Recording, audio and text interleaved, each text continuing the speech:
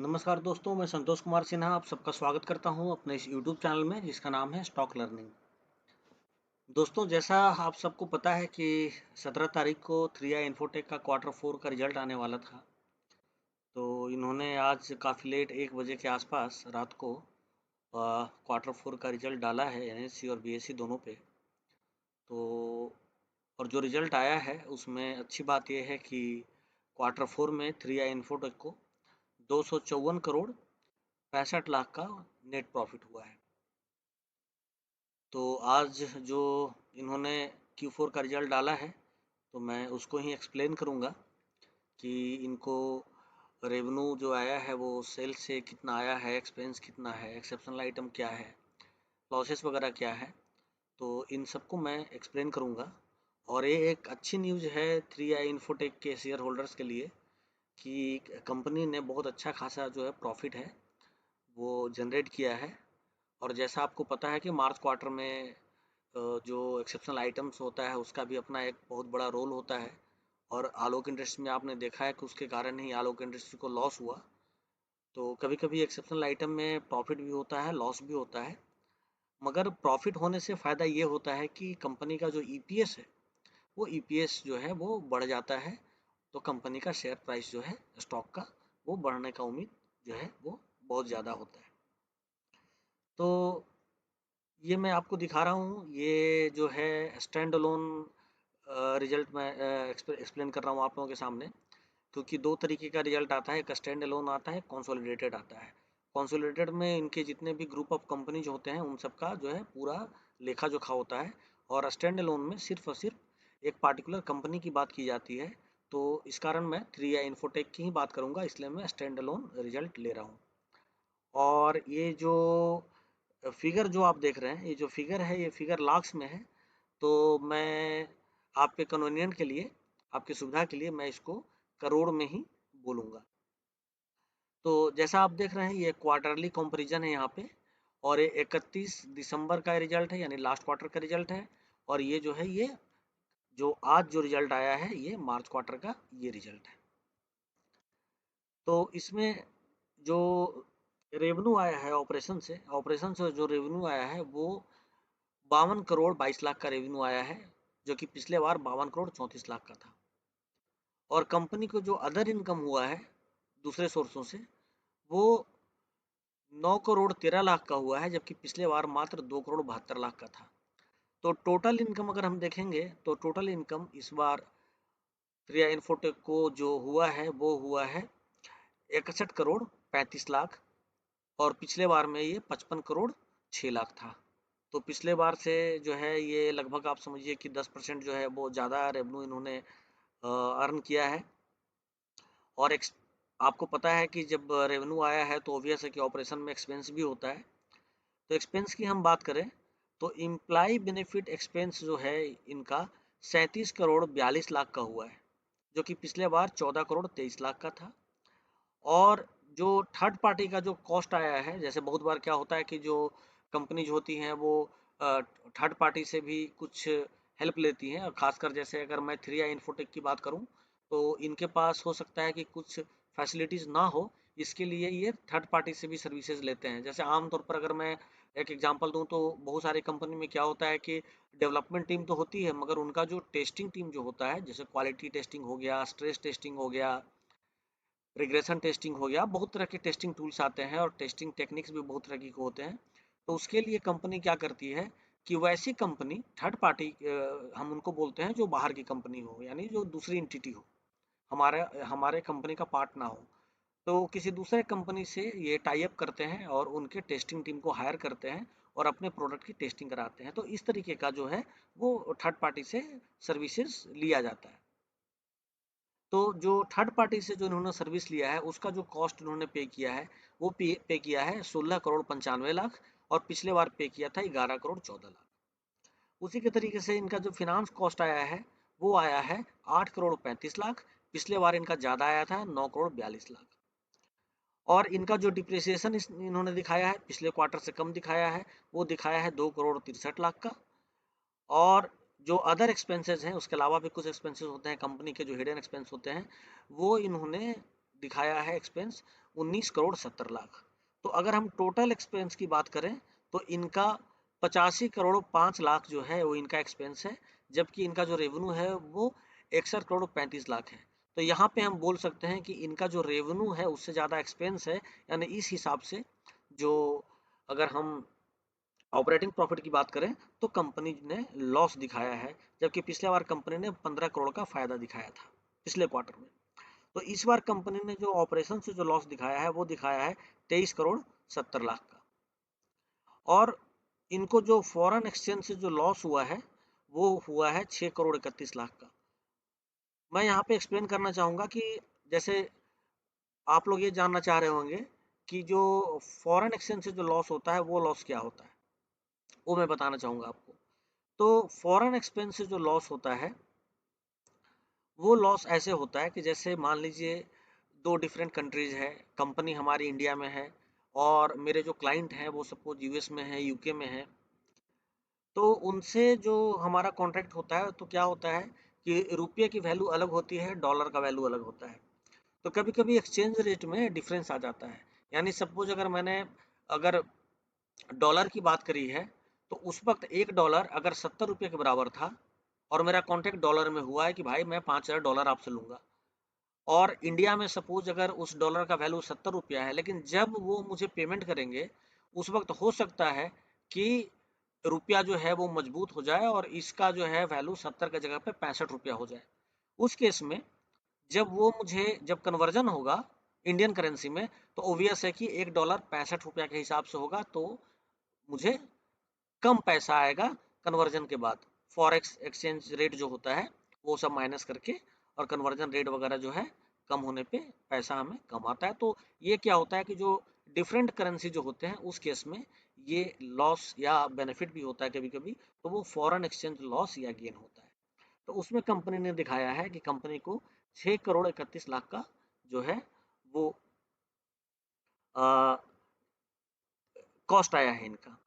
ठीक है, तो अगर हम इसको टोटल मिला दें तो कंपनी को 30 करोड़ रुपए का सीधा सीधी लॉस हुआ है। ठीक है, अब हम बात करते हैं कि इनके कुछ जैसे इंटरेस्ट फ्री डेब्ट्स वगैरह हैं इनके, तो उन सब चीज़ों से इनको 5 करोड़ 84 लाख रुपए और खर्च हुए। तो टोटल 35 करोड़ 85 लाख रुपया जो है ये इनका नेट लॉस है इस बार का। मगर अब यहाँ पे क्या है कि 290 करोड़ 51 लाख का इनकम इनको एक्सेप्शनल आइटम से हुआ है। तो अगर 290 करोड़ 51 लाख का अगर इनको फायदा हुआ है, जो लॉस अगर मैंने बोल दिया सॉरी, जो इनको फायदा हुआ है एक्सेप्शनल आइटम से जो गेन हुआ है वो हुआ है 290 करोड़ 51 लाख का। उस हिसाब से ये कंपनी सीधे सीधे 254 करोड़ 66 लाख का प्रॉफिट जनरेट करती है, जो कि पिछले बार ये कंपनी 7 करोड़ का प्रॉफिट जनरेट की थी, मगर इस बार कंपनी ने 254 करोड़ 66 लाख का जो है वो प्रॉफिट जनरेट किया है। और ये एक्सेप्शनल आइटम जो होता है ये बहुत ही इंपॉर्टेंट रोल प्ले करता है किसी भी कंपनी के बैलेंस शीट में। किसी भी कंपनी के प्रॉफिटेबिलिटी के लिए या लॉस के लिए एक्सेप्शनल आइटम का रोल बहुत बड़ा होता है। तो इस प्रकार से एक्सेप्शनल आइटम के बाद कंपनी को 254 करोड़ 66 लाख रुपए का फायदा हुआ है, नेट प्रॉफिट हुआ है। एक्सपेंस की बात किया जाए टैक्स का, तो टैक्स कंपनी ने 1 लाख रुपए का दिया है। तो प्रॉफिट में से अगर टैक्स को माइनस करें तो कंपनी को ये आप देखिए 254 करोड़ 65 लाख रुपए का प्रॉफिट हुआ है। ये है इनका बैलेंस शीट, जो इन्होंने बैलेंस शीट नहीं मतलब ये इनका प्रॉफिट एंड लॉस का जो इन्होंने डिटेल दिया है।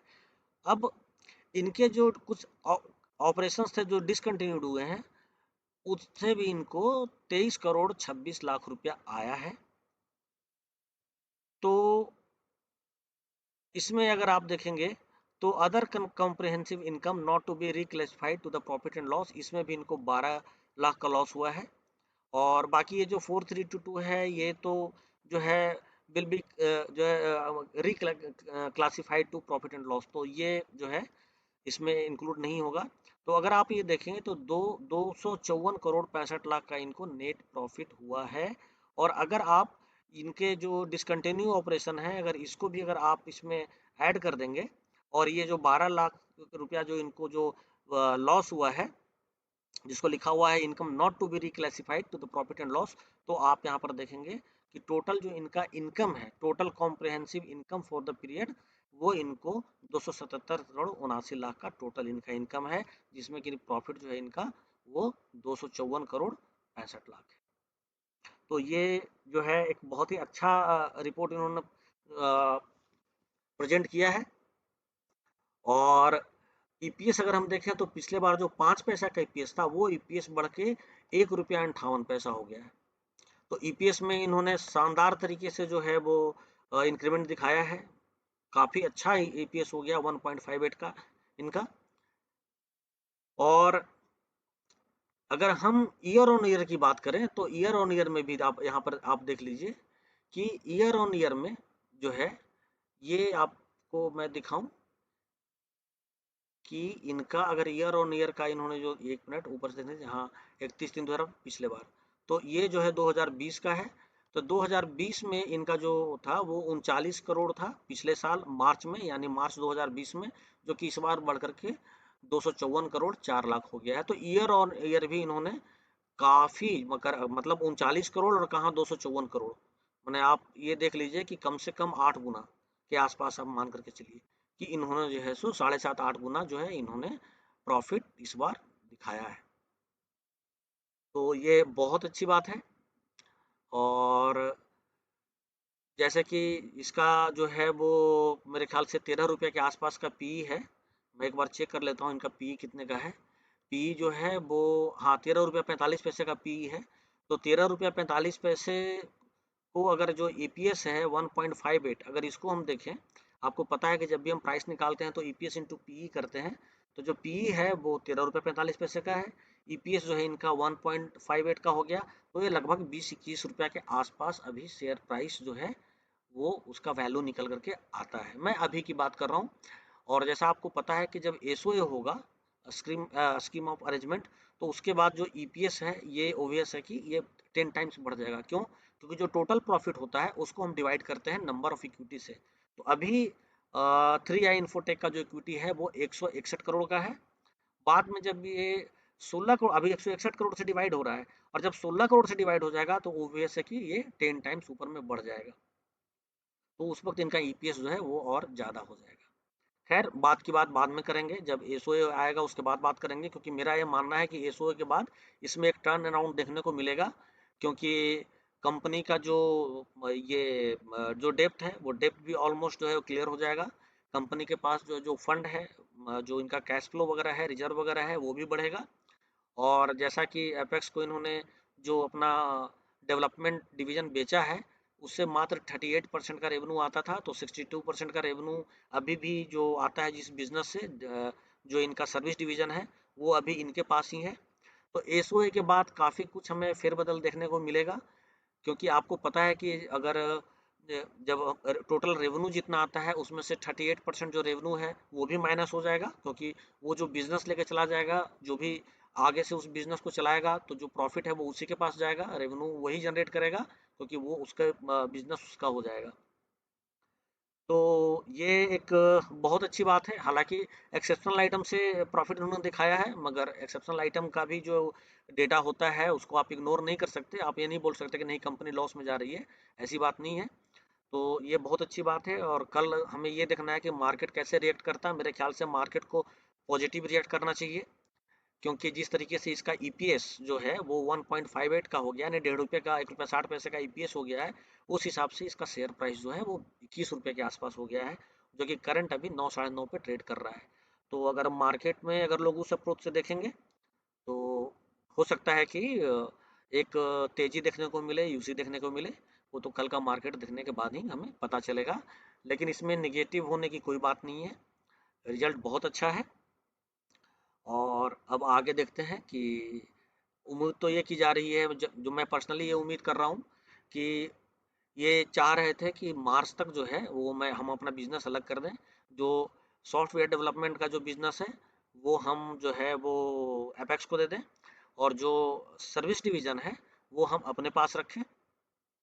तो बिजनेस जब अलग हो जाएगा उसके बाद जो है ये एसओए भी लाएंगे, क्योंकि वापस अब जब इसमें एसओए करना ही है और उसके बाद अगर शेयर का रिलिस्टिंग होना ही है, तो ये कोशिश करेंगे कि जो भी फॉर्मेलिटी है, जो भी प्रोसेस ड्यू है, उस प्रोसेस को ये कंप्लीट करें, एसओए करें। उसके बाद एक फ्रेश जो है फिर ये इंफॉर्मेशन डालेंगे, जिसमें कि आपको एक कंपनी का जो मार्केट कैप है और जो आपको कंपनी का जो टोटल नंबर ऑफ इक्विटी है, जो ईपीएस है, जो पीई है, ये सारा कुछ जो शेयर प्राइस होगा वो सारा फिर से आपको एक चेंज देखने को मिलेगा। और 3i इन्फोटेक के बारे में मेरा ये मानना है कि ये एक बहुत ही स्ट्रांग कंपनी है और कंपनी का मैनेजमेंट जो है वो कंपनी को वापस से ट्रैक पे लाने के लिए बहुत कोशिश कर रहा है और बहुत ईमानदारी से कोशिश कर रहा है। तो इसके अंदर होपफुल रहना है। और अगर हम कंसोलिडेट की बात करें तो उसमें भी मैं आपको बता दूं कि ये देखिए कंसोलिडेट का जो इन्होंने रिपोर्ट दिया है, एक मिनट में और थोड़ा ऊपर आ जाता हूँ। और ऊपर ये देखिए जो कंसोलिडेट का रिपोर्ट दिया है, इसके अंदर भी अगर आप देखेंगे तो प्रॉफिट जो है इनका वो 301 करोड़ का इन्होंने दिखाया है इस बार का। कंसोलिडेटेड की मैं बात कर रहा हूँ, जबकि पिछले बार 115 करोड़ का इन्होंने लॉस दिखाया था। और मार्च में, मार्च की मैं बात करूं, मैं कंसोलिडेटेड की बात कर रहा हूं, स्टैंड अलोन तो मैंने आपको एक्सप्लेन कर दिया।